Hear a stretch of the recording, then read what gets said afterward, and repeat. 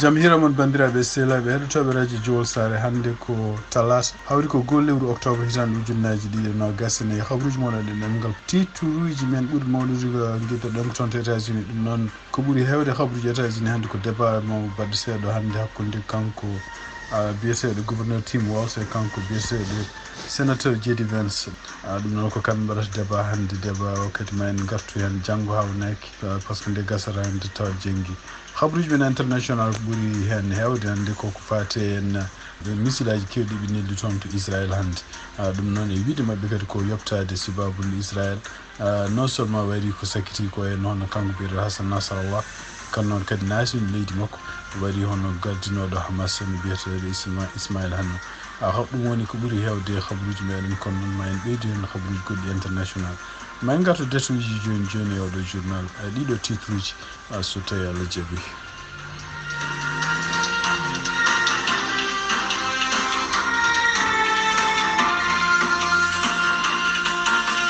bandiraɓe sehlaɓe heɗotoɓe radio Jowol Sare jaam hiire moon no mbiɗen ni hande ko e titre uji men ni hono toon to États-Unis hono kanko J.D. Vance cuɓaɗo taw ko Donald Trump suuɓi ɗum e kanko kadi gouverneur Tim Walz kanko Kamala Harris suuɓi yo won vice président makko ene wayno ko hande ɓe pottata toon to New York ko ngoɗo lawol gotol woni ngol jogori fottude kamɓe ɓeɗo ɗiɗo e kadi hawnaki ngoɗo lawol kadi ko kañum hoore mum ma wallu kadi e yimɓe hewɓe kadi ɓe cuwata o hande fellidde o watande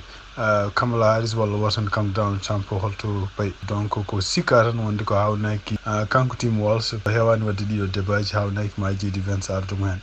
kono noon banggueji goɗɗi kadi ne wiya wonde ko tawde kanko Tim Walz ma ɓuur joni duuɓi nogas mo wone jogui poste uji woni e laamu o waɗi débat ji mbaɗi ni hen donc mo jogui expérience ko wawi wonde ko partir de 9 heures donc ko ɗamina tan ene haalde ko ɗaminno hawnaki ko kanko J.D. Vance mo attaque Tim Walz ɗum noon ko fate hen wiide kañum hoore mum hutirima perlaji toon to guerre taw meeɗani yaade ɗum noon pour bonnide inde muɗum kanko Tim Walz aussi kankone mo hutoro gueɗe ɗe ganduɗa kamɓe J.D. Vance ɓe kaala surtout yennude won rewɓe wiide surtout rewɓe ɓe jibinani gueɗe mbaɗno e surtout kadi haalluji camti goɗɗe ɗe kalteɗe ko fate ƴiwonde nde ɗo enen kanko Donald Trump o haalno hanki wiide wonde ko président Joe Biden e kanko vice président Kamala Harris ɓe goƴaka état ji walla leyɗele ɗe républicain gardi kono noon ko yanti hen ko haare wonde oɗo saha joni toon to hakkude Israël e Iran surtout tawde hande yiyama kadi oɗo ñalawma kamɓe Iran ɓe bellima toon missilaji holko kamɓe J.D. Vance no yennirta ko fate laamu président Joe Biden e Kamala Harris pour ko ronkude ɗumen réglude oɗo probléme gonɗo Israël hakkude Israël e leyɗele arabe ko wawi wonde fof débat o waɗata ko 9 heures kadi waɗata ko kenno débat mamɓe waɗata ko heure feccere ɓuuri wonde habruji États-Unis ko jiita e ɗum ɗon kanko Kamala Harris kanko président Joe Biden kanko Kamala Harris ɓe mbawi kadi fottude hanki e yimɓe ɓe ganduɗa jeeya FIMA ɗum noon ko fedde walla ko goomu laamu toppitude ko fate en kala bonandeji surtout caɗele ko wayno ndeɗo ƴiwon no bonniri ni no halkiri ni pour wallude yimɓe ɓe ganduɗa jeeyaɓe e ɗeɗo leyɗele ko wayno tugui tan Florida ha e tan ma Caroline du Sud Caroline du Nord Georgia ha yetti leyɗele goɗɗe ko wayno Tennessee en ɗum ɗo ƴiwi wonde siftido no yettima ɗeɗo leyɗele foof donc ene wayno ko jiida e ɗum ɗon kanko président Joe Biden hawnaki janggo ma wee e won leyɗele won kono ne wayno koyno Georgia gouverneur muɗum haalino wi wonde ko sawde laabi ɗi moƴƴani kadi nokkuji kewɗi ko fate noon ko haalirta no ko boni ɓuuri moƴƴude ɓe mbasa arde yillade ɗe leɗo leyɗele sowona ɗum fate sécurité ne hamnoto no fewi par ce que oɗo saha joni ɓe goƴa ko kamɓe ɗiɗon étaji ɗi limtaɗi ɗi yimɓe garduji mabɓe walla policier ji mabɓe goƴa ko wallude kadi yimɓe ɓe ganduɗa en boomaɓe ɓe dandude ɗumen ko wona rende hono kamɓe ardiɓe leydi États-Unis habruji men international toon to Israël hande beta en wayno ko kamɓe Iran ɓe berlima ken ɓuura 200 missile ɗum noon missilaji doole hen ene wayno ko kamɓe États-Unis e kamɓe Israël ɓe mbi wonde ɓe camminiɗe kanƴi foof ko noon ko yalti e joni en wayno ko kamɓe Israël tawde ko woni toon subaka mabɓe wiyama won base uji mabɓe kewɗi kamɓe bonni ɗum noon ko kanko Benjamin Netanyahu e konngol ngol haali o wi wonde ko Iran ma yoɓa jobdi bondi saabu koɓe wattotoɓe ko wawi wonde fof ene wayno ko habruji ɗinen ndewa oɗo saha joni ko jiida e ɗum noon leyɗele kewɗe surtout jeeyaɗe e ligue arabe mbawino arde hande rendu toon to New York kadi mbaɗi déclaration mbi wonde ko leyɗele supportuɓe e Israël e kamɓe kamɓe Israel fof yoɓe ƴeewa par ce que leyɗele arabe ɓe fof ken ɓuuri capanɗe joyi leydi oɗo saha joni en rokki garantie wonde so tawi Israel jaaɓi non seulement leydi Palestine kañum hoore mum ne jogo hoore mum kadi kamɓe Israel eɓe jalta e kala nokkuji ɗi ganduɗa eɓe occupi ɗum oɗo saha joni ɗum noon ko gila hutande 1967 ɗum noon ɗum wonno guerre hakkude mabɓe e leyɗele arabe taw eɓe dutto e frontiére uji ganduɗo gawaɗi ɗum kamɓe ɗeɗon leyɗele arabe ɓe ɗum garanti Israel hay goto attaqueta ɗum kono il faut que Benjamin Netanyahu e ardiɓe leydi Israel ɓe jaaɓa wonde ko leydi Palestine ene foti jogade indépendance habaruji min ha hande international ɗum noon ko ruttade hande nde ɗo haare wonde hakkude oɗo saha joni hakkude Iran e kamɓe Israel ene wayno ko puɗɗi ko guila midi hande hono kamɓe États-Unis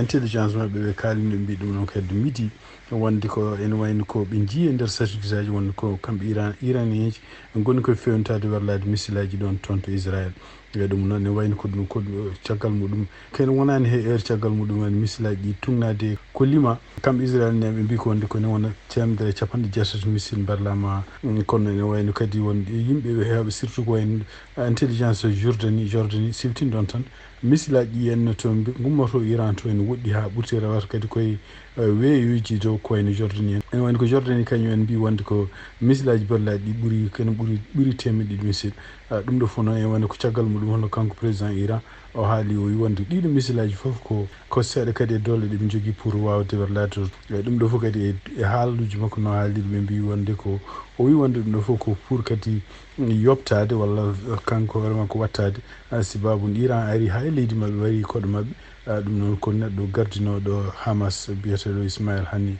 caggal muɗum kadi Iran wari kadi neɗɗo moɓe supporti hono Hassan Nasrallah ɗum ko jeeyaɗo toon to Liban ko wawi wonde fof ene woni ko caggal muɗum hono kanko secrétaire général mo Nations Unies Antonio Guterres o wi wonde ko ɗum ɗo ko hunde wonde grave no fewi alay saago ko alay ɗo saha ɗoɓe jarata ɗo ko cessez-le-feu waɗe toon to haare hakkude Israel e Liban ɗum noon ko bombardement ji min continue toon oɗo banggue kaɗo no haala noon welani hono kanko ambassadeur mo Israel gonɗo toon to Nations Unies ene wayno ko kanko hoore makko wi wonde ko Antonio Guterres no foti démission de joni woppa ardade Nations Unies tawde woƴa kañum ko wiide wonde ko so cessez-le-feu yo wat taw Israel nataka ko jiida e ɗum hono kamɓe surtout ko wayno Allemagne ko wayno Angleterre ko wayno France e États-Unis kamɓe fof ɓe condamni wonde oɗo attaque mo Iran waɗi toon to Israel ene wayno ko ha hande kadi tugnade kadi habaruji gumni toon to Maison Blanche hono kanko président Joe Biden o noddi ɗon hono Kamala Harris kamɓe fof ɓe kawri toon to situation room pour eɓe gonde kadi conseil ji mabɓe ko fate sécurité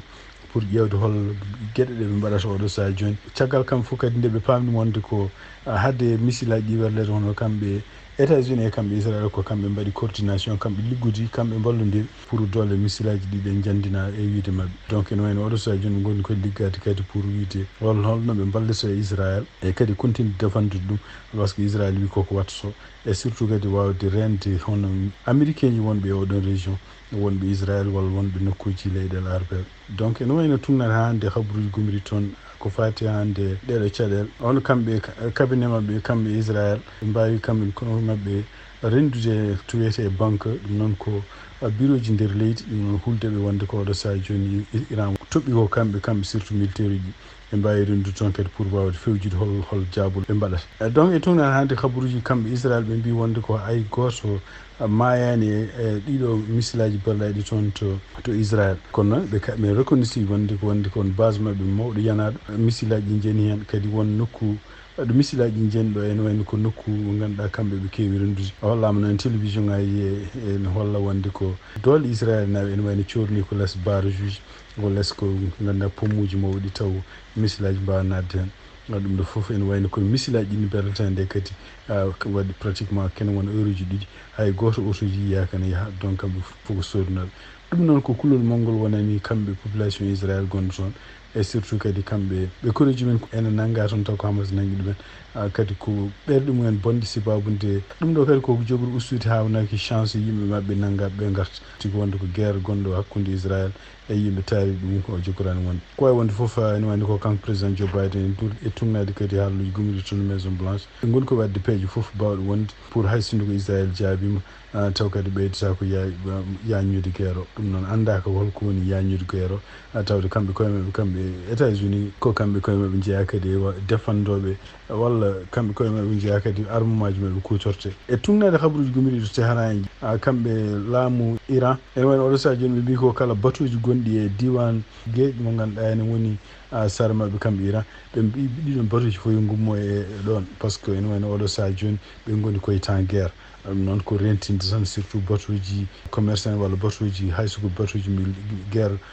ko wayno américaine walla ko wayno leyɗele oto ɓaddo frontiére uji mabɓe ɗum noon andaka taw holto ɗum jogori fayde ko wawi wonde foof ene wayno ko eɗen paadi ha ɗo e janggo pour ƴewde so tawi ko haalata hen ko fate bonandeji toon to Israël hay sinno kamɓe Israël walla hay sinno kamɓe États-Unis ɓe jogorani haalde haalaji kono ne wayno ko ɗum woni habaruji ɓurɗi mawnude donc journal meɗen janggo ma en gartu ko fate débat bonnoɗo hannde hakkude makko kanko sénateur J.D. Vance mo Donald Trump suuɓi yo won jaadiɗo muɗum e kanko kadi gouverneur Tim Walz mo kanko Kamala Harris mo suuɓi jaadiɗo makko ɗum noon ma en gartu janggo pour ƴewde analyse e débat ji ɗi jaari